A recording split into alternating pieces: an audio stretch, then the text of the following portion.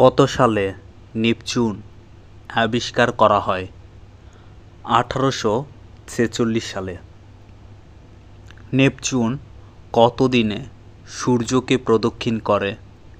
165 বছরে। নেপচুনের উপগ্রহ কয়টি?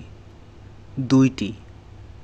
সূর্যের সবচেয়ে দূরবর্তী গ্রহ কোনটি? প্লুটো। প্লুটোর ব্যাস কত? 5910 কিলোমিটার। প্লুটো কত দিনে সূর্যকে প্রদক্ষিণ করে? 284 বছরে।